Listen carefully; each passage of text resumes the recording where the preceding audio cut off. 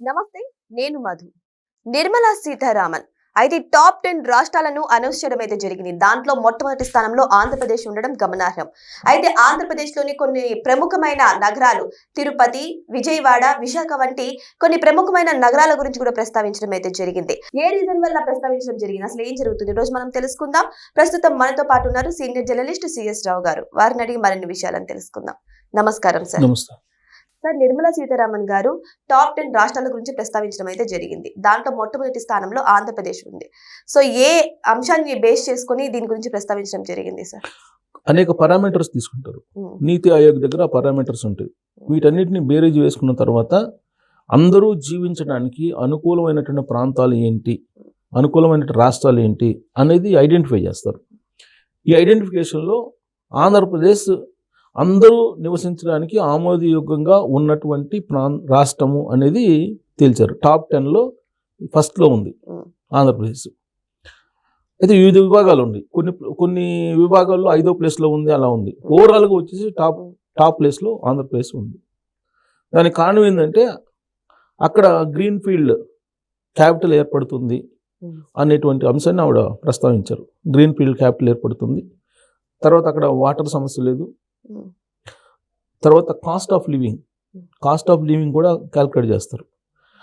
తర్వాత పొల్యూషన్, జనసాంద్రత, బతకడానికి పని, చేయడానికి పని, ఎన్విరాన్మెంట్, లా అండ్ ఆర్డర్, వీటన్నిటిని రకరకాల పారామీటర్స్ తీసుకొని క్యాల్కులేట్ చేసి చెప్తారు. ఆంధ్రప్రదేశ్కి కూడా కొన్ని డ్రాబ్యాక్స్ ఉన్నాయి. ఏం డ్రాబ్యాక్స్ అంటే ఆర్థిక లోట్లో ఉంది, ప్రమాదకరమైనటువంటి ఆర్థిక లోట్లో ఆంధ్రప్రదేశ్ ఉందని కూడా చెప్పారు ఆవిడ. ఆర్థిక మంత్రి కదా, కేంద్ర ఆర్థిక మంత్రి నిర్మలా సీతారామన్ గారు, ఆవిడ దగ్గర అంత డేటా ఉంటుంది. సో నీతి ఆయోగ్ ఇచ్చిన డేటా ఉంటుంది, కాగ్ ఇచ్చిన డేటా ఉంటుంది. రకరకాల రూపంలో నీ తీసుకున్న తర్వాత దాన్ని కంక్లూడ్ చేసిన తర్వాత ఈ ఫలితాలను అనౌన్స్ చేస్తారు. సో ఢిల్లీ వేదిక చేసుకుని అని చెప్పింది ఏంటంటే టాప్లో ఉంది ఆంధ్రప్రదేశ్ అని. ఎందుకు ఉంది టాప్లో అని అంటే ఈజ్ ఆఫ్ డూయింగ్ బిజినెస్ని కాస్త స్పీడ్ ఆఫ్ డూయింగ్ బిజినెస్ని చేశారు. పెట్టుబడులను రాబట్టారు అనతి కాలంలోనే. 2026లో టాప్లో ఉందని అంటే పెట్టుబడులు రాబట్టారు. ఈ పెట్టుబడులు రావడం కారణంగా ఉపాధి అవకాశాలు లభిస్తూ ఉన్నాయి. దాంతో అక్కడికి మైగ్రేషన్ తగ్గింది. ఇంతకుముందు ఆంధ్రప్రదేశ్ నుంచి మైగ్రేషన్ ఎక్కువ ఉండేది. ఎక్కడికి ఉండేది? హైదరాబాద్కి ఎక్కువ ఉండేది, తర్వాత బెంగళూరుకి ఎక్కువ ఉండేది, బాంబేకి ఎక్కువ ఉండేది. ఇలా నగరాలకు వెళ్ళిపోయేవాళ్ళు. 2 టైర్ 3 టైర్ సిటీస్లో ఉండేటువంటి పట్టణాల్లో ఉండేటువంటి వాళ్ళు కూడా వలస వెళ్ళేవాళ్ళు. కానీ ఇవాళ ఉపాధి అవకాశాలు అక్కడ మెరుగుపడటం కారణంగా, పెట్టుబడులు రావడం కారణంగా, ఆశాజనకమైనటువంటి వాతావరణం, ఆశాజనకమైనటువంటి పరిస్థితులు కనిపిస్తున్న కారణంగా వలసలు తగ్గాయి. ఈ అన్ని పారామీటర్స్ తోటి నివాసయోగ్యం అనేది ఒకటి. ఆంధ్రప్రదేశ్లో బాగా నివాసయోగ్య ప్రాంతం ఏంటి, బాగా నివసించవచ్చు, అందరూ నివసించవచ్చు అనేటువంటి ప్రాంతాలు ఏంటంటే వైజాగ్, విజయవాడ, తిరుపతి. వీటిని అందరూ వెళ్ళి నివసించవచ్చు. ఎవరైనా సరే మీరు వెళ్ళి నివసించవచ్చు అంటే అర్థం ఏంటి? మీరు ఇప్పుడు వెళ్ళి అక్కడ ఏదైనా ఏ పనైనా చేసుకుని బతకచ్చు. ఆ కేటగిరీలో నెంబర్ 1గా నిలిచింది ఆంధ్రప్రదేశ్. ఇంతకుముందు హైదరాబాద్కు ఉండేది అది. హైదరాబాద్లో యాక్చువల్గా హైదరాబాద్ అంటేనే అందరూ వచ్చి బతకచ్చు అనేటువంటి ఫీలింగ్ ఉండేది ఒకప్పుడు, ఒక 20 years బ్యాక్. కానీ ఇవాళ హైదరాబాద్లో జీవించాలంటే కేవలం డబ్బున్నటువంటి వాళ్ళు నివసించేటువంటి నగరంగా మారిపోయింది. ఇవాళ ఇక్కడ ఒక 100 గజాలు స్థలం కొనుక్కునేటువంటి కెపాసిటీ కూడా లేదు చాలామందికి లేదు. 100 గజాల స్థలం కొనాలంటే కెపాసిటీ కూడా లేదు. సో కాబట్టి దీన్ని ఒక ధనవంతులు లేదంటే ఒక కుబేర్లకు సంబంధించినటువంటి ప్రాంతంగా మార్చేశారు. అంతకుముందు ఎప్పుడు లేదు. అంతకుముందు అందరూ బతికేటువంటి రాజధానిగా, అందరూ బతికేటువంటి ప్రాంతంగా హైదరాబాద్ ఉండేది. అందుకే భాగ్యనగరం అనేవాళ్ళు. దాన్ని అందరినీ బతికించేటువంటి నగరం భాగ్యనగరం అనేటువంటి పేరు ఉండేది. అందుకే ఇప్పుడు బీజేపీ వాళ్ళు హైదరాబాద్ పేరు తీసేసి అసలు భాగ్యనగరం పెట్టాలి, మళ్ళీ ఈ అంతా మొత్తం ధ్వంసం చేశారు. దీన్ని అసలు ఎకో సిస్టమ్ని, పర్యావరణాన్ని కూడా ధ్వంసం చేశారు కదా. ఇవాళ ఢిల్లీ తర్వాత అత్యంత డేంజర్ పొల్యూషన్ ఉండేటువంటి సిటీ ఏదన్నా ఉందంటే హైదరాబాద్. అలాగే అత్యంత ట్రాఫిక్ ఉండేటువంటి నగరం ఏదన్నా ఉందంటే హైదరాబాద్. ఇలాంటి పరిస్థితి ఎందుకు వచ్చింది? కేవలం కొంతమంది చేసినటువంటి అనాలోచిత నిర్ణయం కారణంగా హైదరాబాద్కి ఈ పరిస్థితి వచ్చింది. ఒక కేంద్రీకృతమైంది.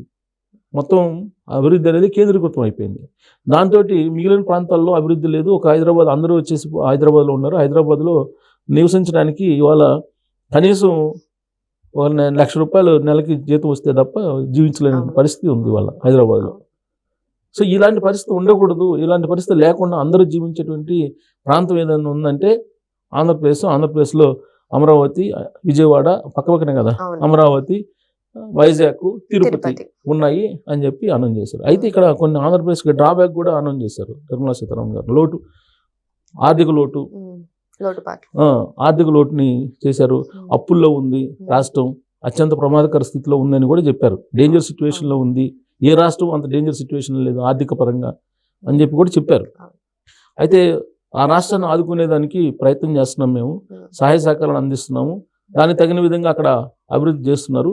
గ్రీన్ ఫీల్డ్ రాజధాని ఏర్పడుతుంది అనేది ఆవిడ సగర్వంగా చెప్పారు అక్కడ ఢిల్లీ వేదిక చేసుకుని. సో ఇక్కడ టాప్ 10 రాష్ట్రాలు ఏంటంటే ఫస్ట్ ఆంధ్రప్రదేశ్ ఉంది ప్రథమ స్థానంలో. తర్వాత ఇవన్నీ వ్యాపార సంస్కరణలు చేసి పెట్టుబడులు తీసుకొచ్చి ఉపాధి అవకాశాలు పెట్టినటువంటి క్రమంలో వచ్చినటువంటి లిస్ట్ ఇది. తర్వాత ఉత్తరప్రదేశ్ ఉంది. తర్వాత 3వ ప్లేస్లో తెలంగాణ ఉంది.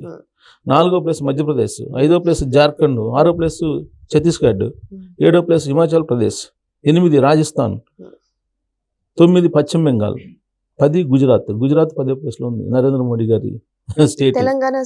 తెలంగాణ 3వ ప్లేస్లో ఉంది. సో 24-26 అంచనాల ప్రకారం నీతి ఆయోగ్ విడుదల చేసిన తాజా గణాంకాల ప్రకారం బిజినెస్ రిఫార్మ్స్ ఏపీని టాప్ అచీవర్గా నిలిపిందని చెప్పి అత్యంత అద్భుతంగా నిలిపింది. దీంట్లో ఈ సెక్షన్లో ఈ విభాగంలో ఏపీతో పాటు గుజరాత్, హర్యానా, కర్ణాటక, పంజాబ్, తమిళనాడు మరియు తెలంగాణ ఈ దీంట్లో బిజినెస్ రిఫార్మ్స్ తీసుకురావట్లో సంస్కరణలు బిజినెస్లో రిఫార్మ్స్ తీసుకొని రావట్లో ఈ విభాగంలో నీకు ఆ ఏపీ తర్వాత గుజరాత్ ఉంది, తర్వాత హర్యానా, తర్వాత కర్ణాటక, తర్వాత పంజాబ్, తమిళనాడు, తర్వాత తెలంగాణ ఉంది. లాస్ట్ 6వ ప్లేస్లో ఉంది, 7వ ప్లేస్లో. తర్వాత ఎగుమతులు ఎక్కువగా చేసేటువంటి దాంట్లో కూడా ఎగుమతుల్లో కూడా ఏపీ టాప్ 5లో ఉంది. ఎగుమతులు చేసే రాష్ట్రంలో అంటే రకరకాల ప్రొడక్ట్స్ని ఎగుమతులు చేస్తారు కదా. ఇప్పుడు మనకి ఆంధ్రప్రదేశ్కి వచ్చేటప్పటికి ఆక్వా ఎగుమతులు ఉంటాయి, టొబాకో ఎగుమతులు ఉంటాయి, మిర్చి ఎగుమతులు ఉంటాయి, ఇట్లా రకరకాల ఎగుమతులు అనేక ఉంటాయి. ఇక్కడ హైదరాబాద్కి వచ్చేటప్పటికి, తెలంగాణకు వచ్చేటప్పటికి ఎక్కువ సర్వీస్ సెక్టర్, సాఫ్ట్వేర్ ఎగుమతులు ఉంటాయి, ఫార్మా ఎగుమతులు ఉంటాయి. కానీ అక్కడ వేరు. సో అయినప్పటికీ 5వ ప్లేస్లో ఉంది. సో దీంట్లో ఎగుమతుల విషయంలో టాప్ 5లో ఉంది. ఫస్ట్ మహారాష్ట్ర ఉంది, తర్వాత తమిళనాడు, గుజరాత్, యూపీ, తర్వాత ఏపీ ఉంది. అంటే తమిళనాడు టాప్ 5లో తెలంగాణ లేదు ఎగుమతులు చేసే దాంట్లో. తర్వాత సింగిల్ విండో సిస్టమ్ తీసుకొచ్చి పరిశ్రమలకు అనుమతులు వేగంగా తీసుకురావటువంటి దాంట్లో ఏపీ ముందుంది. తర్వాత పారదర్శకమైన విధానాలు, భూముల కేటాయింపు కానీ, పెట్టుబడులను ఆకర్షించడంలో కానీ ఇవన్నిటిలో ముందుంది అని చెప్పారు. తర్వాత బతకడానికి కూడా ఆ రాష్ట్రం రాబోయే రోజుల్లో అందరికీ బతకడానికి సరిపోయేటువంటి ఎకో సిస్టమ్ని అక్కడ చంద్రబాబు నాయుడు గారు క్రియేట్ చేస్తున్నారు. కాబట్టి అందరికీ ఆమోదయోగ్యమైన, అందరూ బతికేటువంటి రాష్ట్రంగా ఆంధ్రప్రదేశ్ రాబోయే రోజుల్లో ఉండబోతుంది అని చెప్పి ఆవిడ చెప్పడం జరిగింది. సో ఇప్పుడు చూసుకుంటే నిర్మలా సీతారామన్ గారు చెప్పారు, నివాసానికి అనువుగా ఉండేటువంటి ఆంధ్రప్రదేశ్ టాప్ 1లో ఉందని చెప్పేసి సగర్వంగా చెప్పుకోవడం అయితే జరిగింది. ఇందులోనే కాదు, ప్రతి ఒక్క అభివృద్ధి పథంలో కూడా ఆంధ్రప్రదేశ్ ముందుండాలని మనం కోరుకుందాం. Thank you so much. Thank you.